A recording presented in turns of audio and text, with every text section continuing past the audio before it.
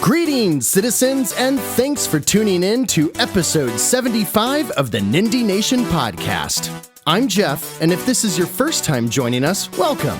Nindie Nation is your weekly dose of everything independently developed for the Nintendo Switch. This week we're covering all of the new releases from July 25th through the 31st, and then we're headed over to the eShop to find the best deals to keep your Joy-Cons synced.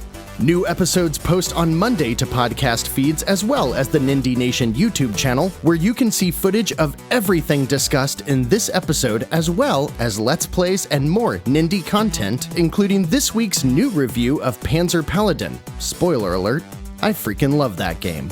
If you want to read my review of Panzer Paladin, it is one of many over at the Nintendo Village, your home for everything Nintendo and the fine folks responsible for bringing you Nindie Nation. You can find daily articles, reviews, podcasts, and more all in one place at thenintendovillage.com. As you know, we start every episode by taking a look at any indie games that slipped between the cracks of our last episode and this week's, and there were a lot this week.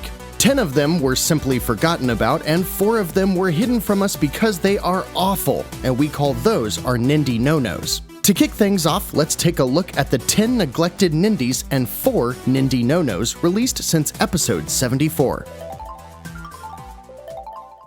Super Power Up Games released the Power Racing Bundle last week, which includes 2 mediocre quality racing games that were both mobile ports. Speedway Racing is all the NASCAR type stuff you can handle, and Wild Tracks contains so much intense dirt racing action, they had to put an unnecessary X in the title. The whole bundle is only $11.89, and while I wouldn't recommend this to a true quote-unquote gamer, it could be a cheap distraction for kids who like racing cars. Goosebumps Dead of Night is one of those hide from the monster spooky games based on 3 entries in the Goosebumps books series, or TV show, or whatever. I haven't paid attention to that brand in over 25 years, but man, they were good for 6th grade book reports. The games themselves look pretty low budget, which is probably because they apparently spent a bunch of their budget getting Jack Black to voice some of the characters. Interesting, and again, probably one for kids who are interested in this, but at $40, I'm thinking Cosmic Forces is hoping some early adopters can foot the Jack Black bill before they inevitably discount this thing to oblivion. Retro Vamp is a super hard platformer built to look like an Atari game with some neat retro effects. It's a solely developed title by Davide Jensen and doesn't look half bad either. $2.99 isn't much to take a chance on, but I'm willing to bet this game is a prime candidate for a 99-cent or less sale before too long. Rock of Ages 3 is a thing, and that in itself blows me away. If you've never played them, they're these really bizarre tower defense games, kinda, but you control a godly rock who rolls through and destroys towns. It's actually pretty fun. I've only played the original, but Modus Games publishes the series now, and I have no idea how the quality has fared over the years since. The team has done a great job of working Monty Python-esque humor into the game, and there's certainly fun to be had here, but it launches for $29.99, and I'm certain that's not their rock-bottom price. Remember a couple of weeks ago when I mentioned Swarm Riders? I stopped the podcast, went and tried out the 49-cent twin-stick shooter, and came back with an opinion of kinda overall, it's okay. Well, the same developer that works with Cubite Interactive has released another game in the series, and it's called UBERMOSH. It's a fast-paced, retro, hardcore top-down shooter, and that is a mouthful. I'm feeling good about this one, so I'm gonna go play it for a bit, and I'll be right back. So, quick aside, I intended on going and playing the game after getting a code from the developer, and then coming back and recording this section right before going to editing, but 4 or 5 days has passed now, and I haven't gotten the code yet, so I think this game looks cool, but I can't really comment on it. It is only 49 cents, so, maybe take a chance on it. Never-Ending Nightmares is truly disturbing. It is published by Infinitap Games, who is new to the eShop and is designed around the creator's battles with OCD and depression. Gameplay-wise, it's kind of a side-scrolling adventure game, but if you can't tell by the name itself, it is as spooky as all get out. And a lot of that has to do with the pencil sketch black and white art style that's already seared into my brain. It's been nominated and even won a couple of indie game awards, so it's probably worth considering if this is your bag. And it does have multiple endings, so maybe the $14.99 launch price is worth it to you. Also, the team at Prototype released Grisaya Phantom Trigger 03 for $14.99, and I really only mention it because I remember mentioning the second game in the series. It's an anime visual novel about girls at a magic school or something, I don't know. Monster Blast is a cute little twin-stick shooter that does have procedurally generated levels and RPG elements, but sadly no roguelike mechanics, so we'll just have to hope for a trifecta later on. It's developed by Entwickler X, which sounds like an Inspector Gadget villain, and it looks like it might be a mobile port, but it's only $6.39 and looks like a decent, simple time, so I'm gonna let this one fly. Brightstone Mysteries Paranormal Hotel is a point-and-click adventure about mysteries in a paranormal hotel. Who knew? It's part of the same series as the game that we discussed last week from Katia Games and Ocean Media. It's $10 and features a story around confronting an Egyptian cult with the help of King Arthur and Cleopatra. So, I mean, it's probably the highest rated game under the Metacritic's category of storylines that take place in a haunted hotel where you take down an Egyptian cult with the help of King Arthur. And this game owns that ranking for sure. Forever Entertainment forgot to tell us about Mini Island Challenge Bundle last week, but don't worry, I'm here to make sure you know all about this $9 2D boss rush game. You can upgrade your character and, yeah, that's about everything you need to know about this game. There's really nothing else. Okay, now, on to the Nindy no-nos. These are the games that under no circumstances can we recommend, but in an attempt to keep you posted on every new indie, we are contractually obligated to inform you of all of these as well. It's kind of like when a child predator moves into your neighborhood, except it's me telling you about bad indie games. You know, that sounded a lot different in my head. It wouldn't be a list of crap shovelware without our friends at Sabec. This week they have 2 games, and they're both Checkers and Hunt. Checkers is Checkers and claims to have a stunning 3D art style. I will admit I was stunned to see the $10 price tag. Hunt is probably the worst use of 240 megabytes since getting rickrolled after searching for a video of the double rainbow guy. The game can only be played in 15-minute increments and has you roaming around a space that looks like it was designed by spilling soda on a keyboard, and the weapons you're provided are military caliber, which is probably great if you want to make sure that hunting deer results in pink mist. Look, this thing is $10 and it borders on the edge of being a hate crime against video games as a whole. And the next TOA, that's Turd on Arrival, for the week is from Cool Small Games and is Chess Ace for $4.79. I guess it's an original game because the chessboard has only 5 rows, and your graphics options are literally either Windows 95 style or kindergartner crayon drawing. Oh, it's been a while since I've done this, and there's a lot of new visitors on the YouTube channel, who should definitely subscribe, click like, and send me a basket filled with chocolate via carrier pigeon. So I'm going to say that this is indeed an indie game, and it is most certainly small, but this is definitely not a cool small game. Tell you what, I'll send a code for a random indie game to the first person who comments with the episode number of Nindie Nation that was named after the joke about cool small games. Wait, I had to come back. I thought that last one was the final Nindy no-no, but I had to return because in a rare post-recording recording, I found a title that is apparently already available but not showing up on either this week or last week's release list, yet browsing the eShop, it's there. A truly special gem if I say so myself. Up Cliff Drive is, other than a random spattering of words, the terrible port of a terrible free game that my 2-year-old plays on his Kindle Fire. So we're clear here, he can literally eat the Kindle and complete levels. There's a car, it drives to the right when you flick it, and you can get stars along the way if you jump at the right time, which is done by, I don't know, sneezing. This flaming pile of garbage is published by 11 Sheep, who always seems to publish the bullshit that is included on my kid's Kindle Fire. You know, the service that's like $1 a month and includes 20,000 books, movies, and games? That puts the real-world value of this game around, I'd rather not clean my son's sneeze off the screen because I can't stand to even look at this thing. I swear, we have the Nindie no-nos set up for game publishers who sling crap onto the eShop, but 11 Sheep ports such crap over to the Switch, and with no positive exception, they're less of a games publisher and more like that itch that's in the middle of your back and you can't scratch no matter how you contort your body, so eventually you just give up and start rubbing your back against the wall like f***ing Baloo the bear? Seriously, there's shovelware and then there's shit stains. Geez, the Nindie no-nos were bad this week. We should have called it a Nindy. Hell no. Most of these neglected Nindies were actually pretty decent though. Rock of Ages is probably good, Retro Vamp and Monster Blast look like cheap, mindless fun, and I think UBERMOSH is going to pan out pretty well. Now that we're all caught up, it's time to get pumped because this is a huge week, at the very least by quantity. I'm not sure the last time we've had 26 games release in one week, but here we are. These are the new Nindies releasing from July 25th through July 31st. As the lone title releasing on July 25th, Cubicity brings plenty to keep you busy. This is an adorable puzzle game featuring all of your favorite woodland creatures shaped like cubes. You're tasked with solving all kinds of physics and logic puzzles in a top-down isometric view, and even though Overgames set the price at an always ripe for a discount flat $6, their last couple of games have delivered, so I'm trusting my gut that Cubicity could be as fun as it looks. If I told you the first game up for release on July 28th was called Interrogation, you will be deceived. What would you assume this was all about?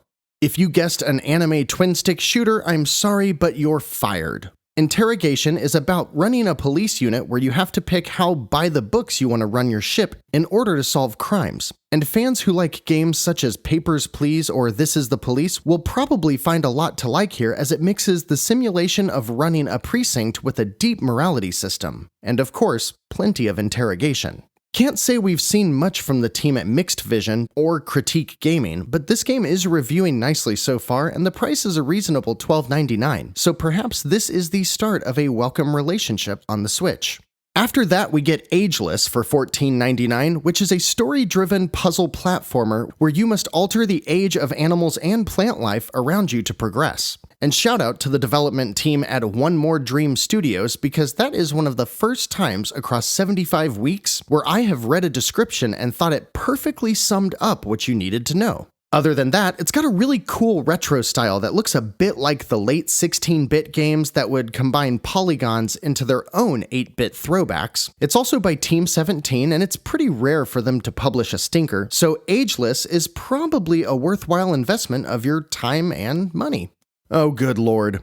Next up, by True Blue Games, both words are missing their respective E's, so we're going to call them Trouble Games. Their release is Rugby Challenge 4, which has a gigantic banner saying the game is an early access release and will receive more features over time. And they expect you to spend $50 on that.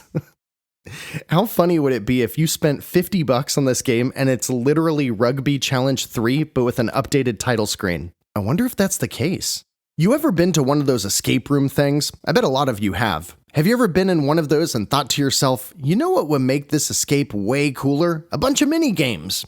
Well, that's basically what you've got with Escape Game Fort Boyard from Microids for $29.99. It's funny because you're in this super serious dark medieval castle, but your characters look like Xbox avatars, and they go from performing death-defying stunts to playing a game of pinball or American Gladiators style joust. All that to say, it does look pretty fun. In general, the theme of an escape room as the mechanic to work through minigames, it actually kind of makes sense. Moving on to July 29th, there's one game, and from what I can tell, it is the deepest of cuts. Hailed as one of the hidden gems from the Xbox Live Indie Games program, They Breathe is a $4 remake of a 30-minute game about a frog who swims through a flooded forest, and it looks weird. It's developed by The Working Parts and is published by Bulbware, who have both been pretty hit or miss in my opinion. It seems like the kind of game that probably has a few diehard fans out there, but I can't say I'm one of them. And now we enter the big Thursday drop, and there are a lot of quality Nindies releasing on July 30th, so hide your kids and grab your wallets. Launching with a 30% discount for only $6.99 is one of the best tower defense games you can get on any platform with Kingdom Rush by Ironhide Game Studio. There have been a couple other titles in this series ported to the Switch, but Kingdom Rush is the quintessential tower defense title for any platform, and my second personal favorite. Stay tuned to the deals section for more on that. Kingdom Rush has a colorful, simple art style, as it was originally an iPad game that launched right around the same time as the original iPad itself. Now, of course, things have been updated a bit for the Switch. There are previously released expansions, which are all included, an achievement system, and this one is just the real deal. If you're into tower defense games, you cannot go wrong with Kingdom Rush, and I am very happy to see it find a competent port on the eShop. Next up is another title launching with a significant discount, this one for the card battlers out there. That's right, if you fancy your turn-based RPG combat with rectangles of magical paper over, weapons that don't require gambit to look cool, Nowhere Profit by No More Robots is worth your attention. Launching with a 25% discount for $18.74, it's pricey, but it's packed with content. You lead a band of outcasts across a fantasy post-apocalypse and see how far you can make it inside the randomly generated levels, with the eventual goal to make it all the way to the crypt holding the answers that you seek. Wait, let me run the math here because, carry the one, right? Yep. No More Profit is a card-based tactical RPG with procedurally generated levels, roguelike mechanics, and RPG elements. And you should check it out.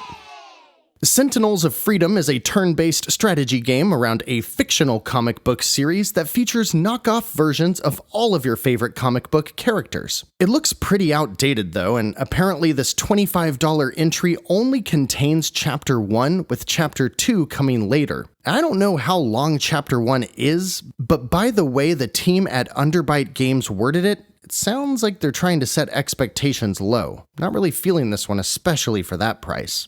CFK is releasing what looks like a point-and-click or maybe just standard adventure game called Hotel Souls, and it looks like it was developed by a serial killer. It's got a bunch of weird typefaces and bizarre-looking characters. Really, most of the screenshots look like a ransom note you'd see in a Liam Neeson movie. I will find you, and I will kill you.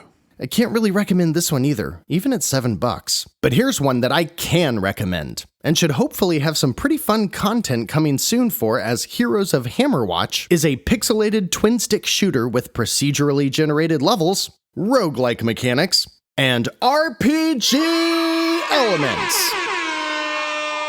It's developed by Crackshell, published by Blitworks, and contains a bunch of unique character classes, multiple included DLCs as this is the Ultimate Edition. It's received very high scores in PC reviews, and it features 4-player co-op, which I plan to explore with folks from Switch Indie Fix, Switchaboo, and Nindy Nexus. So hopefully we can make that happen soon and deliver some fun content for you in time to decide if this is where your next $20 will go. And next up is an anime visual romance novel called Spiral Memorial: The Summer I Meet Myself. It's $25, developed by Opera House and published by Digimerse, and it's got your amnesiac girl, a bunch of guys that want her, and look, I don't know what more you want me to tell you about this one. Locomotion is a kid-friendly puzzle game, kinda like Captain Toad. You're guiding a train through grid-based levels, collecting gold along the way and trying to clear the obstacles so the train can reach its goal. It's the first game by Polyfox, and so far the reception has been really positive. This seems like the kind of game perfect for a relaxing afternoon, and I bet it would be fun to play with kids as well. The art style is very animated, and the Gold Rush era theme is very well executed. At only $10.99, fans of puzzle games will probably have a winner here. Next up is the kind of game that we would never see from a AAA studio. Merchant of the Skies is a trading game? Economy game? As the name suggests, the game takes place in the sky and you are a merchant.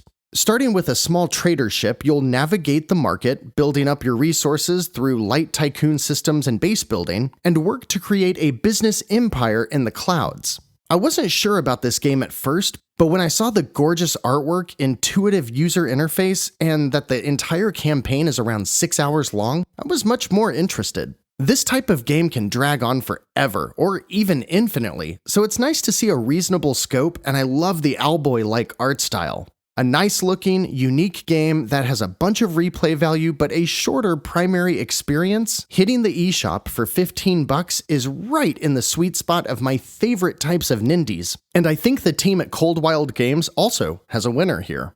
The team at Tomy Games, which might just be developer Tomas Ziobek, a name I almost certainly butchered, alongside publisher Teon, are releasing a gladiator-themed arena combat game called Cuber's Arena, and I just don't know what to think about this one. It's kinda like what I would guess a Kirby game would be if it was rated T for teen. You and up to one other person enter an arena, you fight waves of enemies until you either finish them all off or die, and that's about it. Really looks like they made a cool little combat system, but then they just kinda rushed the rest of the game out. There's only 4 stages, the playable characters are literally just black Kirbys, and it feels like they could have added some more progression or something to encourage replayability, but it just kinda stops after the combat system is established. For that reason, and the $15 price tag, I'll say you can skip Cuber's Arena.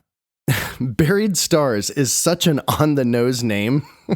This is a visual novel mystery where you're at the audition for some kind of singing competition. There's a stage collapse, and you're trying to figure out who did it. It sounds terrible, and it is $50.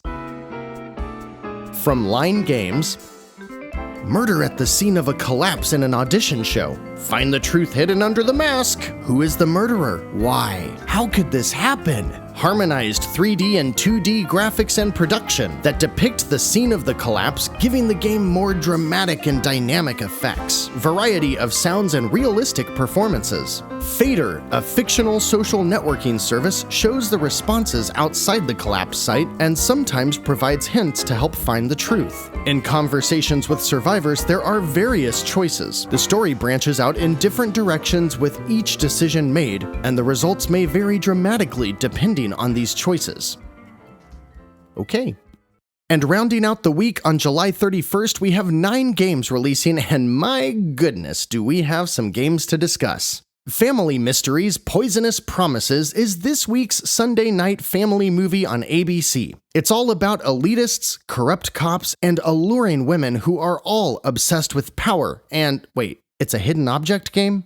It's a hidden object game. You look at static images, you tap on things that look out of place, it's $15. Oh, it's by Artifex Mundi. Okay, that makes sense.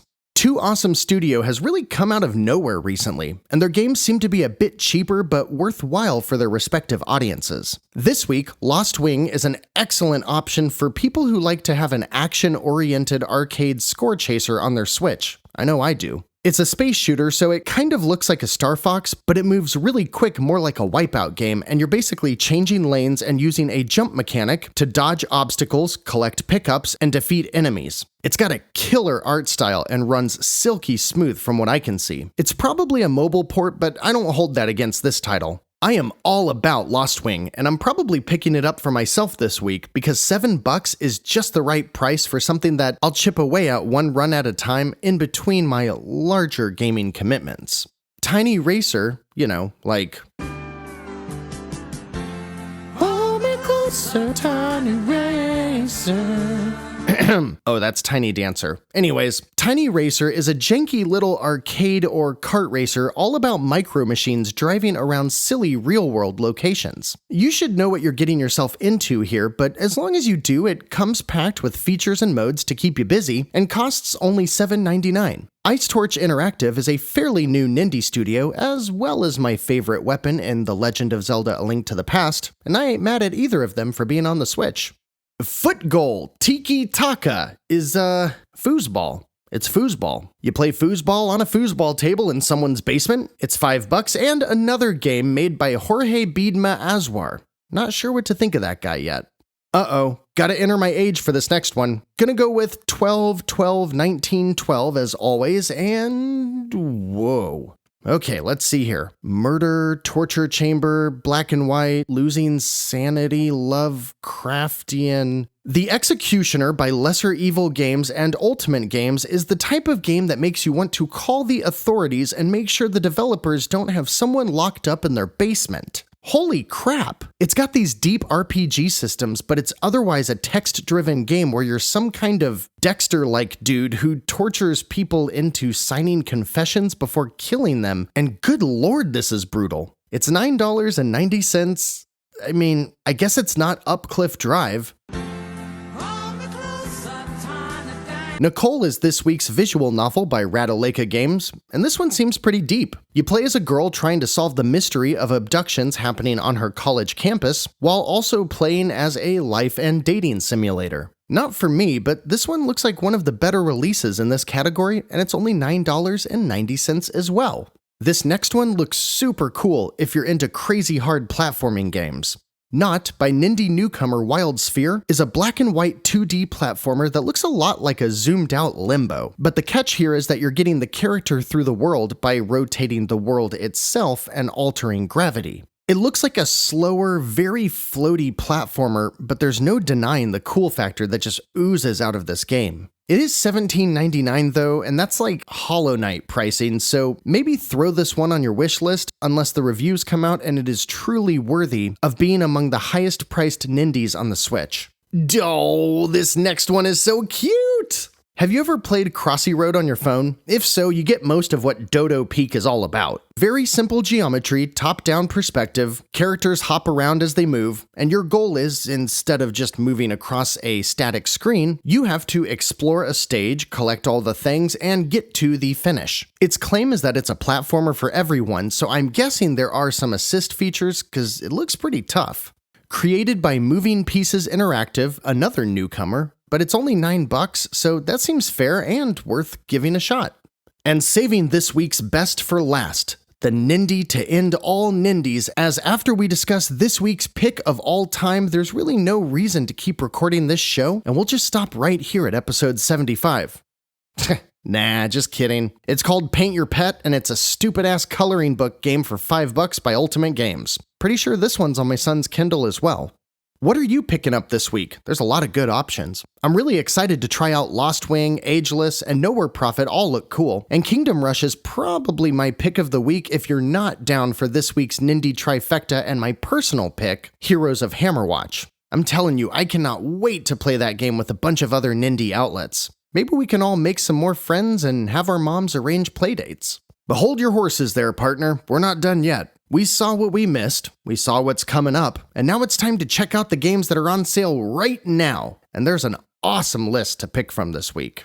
Sorting through 677 active deals is no small task, citizens, but I did it just for you. And here are Nindie Nation's picks for the best deals through at least July 31st.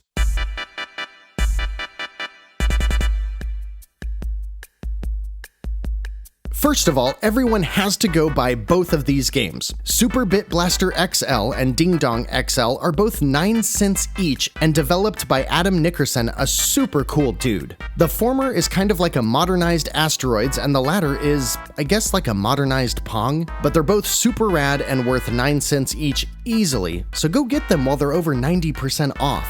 Next up are 4 games currently 75% off for only $4.99 each, and all 4 of them cater to a different audience but are at the top of their class for each. So pay attention here. Celeste, the 2018 Nindy of the Year, is an incredible platformer with the best difficulty options around, and it combines some of the best storytelling and music in any modern video game. This one's only on sale until July 30th, so if for some reason you don't own Celeste yet, buy it right now while it's only $5.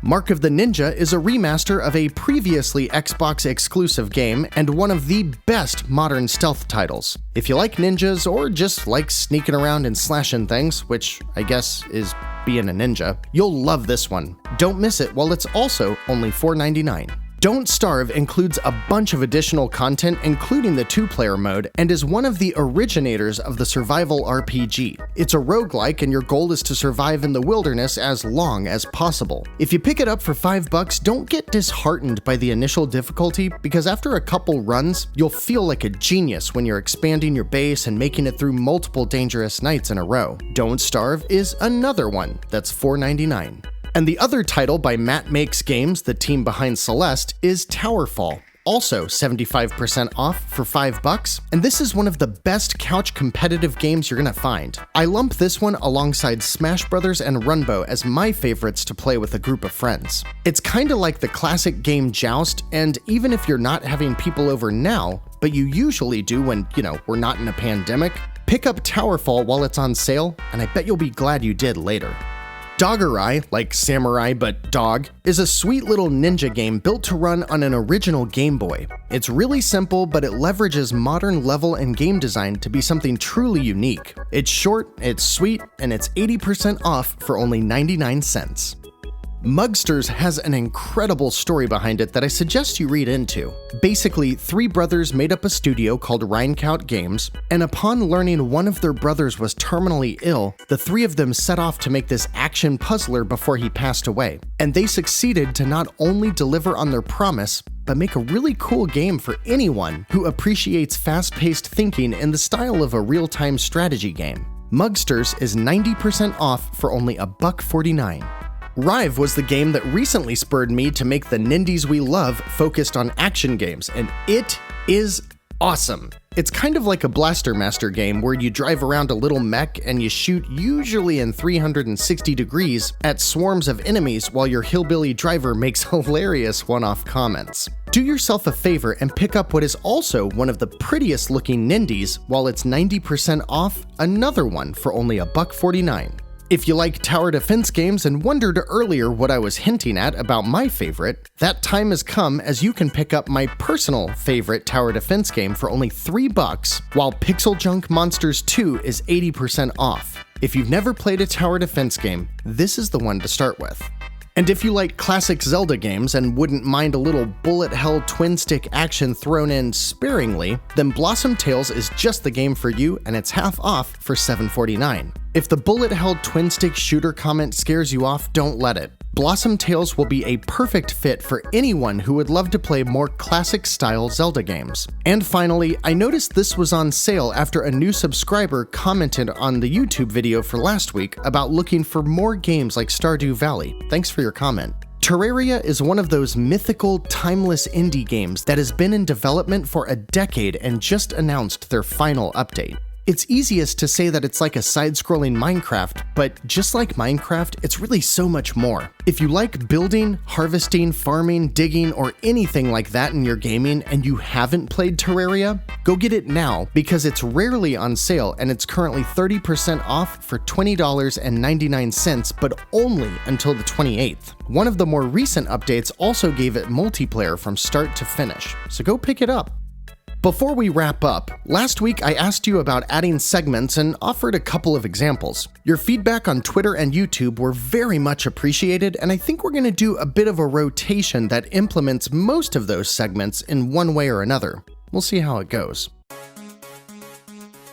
This week, we're going to start with me sharing what's been keeping my Joy-Cons synced, and my request to you is twofold. I need your help naming this week's segment, as well as next week's segment when you'll tell me what's keeping your Joy-Cons synced. And of course, you can do so on Twitter at Nindie Nation or in the YouTube comments. I just need you to tell me what you're playing. Are you playing something new and shiny? Are you digging into a classic that you found on the cheap? Did you take a chance on something or find a hidden gem? Let's talk about it, and I'll read some of your responses next week. As far as my recent Nindy gaming, I've finished Panzer Paladin, and I'm not sure yet, but I think it's my favorite Nindy of the year so far. I would put Crosscode in that spot, but I did technically play that one last year on PC. This is my favorite side-scrolling game since Shovel Knight or The Messenger, and I recommend it to everyone. I also tried out the Blasphemous demo, which I highly recommend because it's a really meaty demo. There's a lot of gameplay in there. The game itself is a little too Soulsy for me. It's really focused on the slow, detailed animations, and if you can't nail the dodge and parry mechanics, you're probably toast. Otherwise, it's a huge, sprawling Metroidvania/roguelike, and it has some of the most detailed pixel art I've ever seen.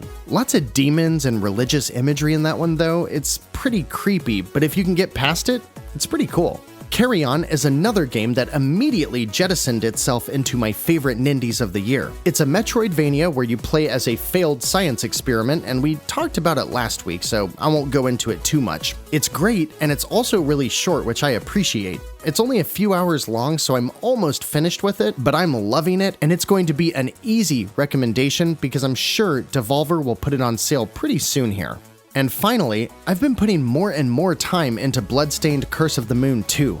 That game is so hard. It's seriously kicking my butt. However, I finally beat the story on casual mode, which immediately opened up a remarkably different second episode, and I've already played a couple of levels in that mode too. I don't know what else to say about this game, but if you like retro Castlevania games, you've got to play it. I recommend to play it with a Super Nintendo style controller. That's what I did, and I just love the way it feels. So one more time, what are you playing? Are you picking up anything this week? Are you checking out any of the deals, and did you have a really good taco this last week? Let me know in the YouTube comments or on Twitter at Nindie Nation.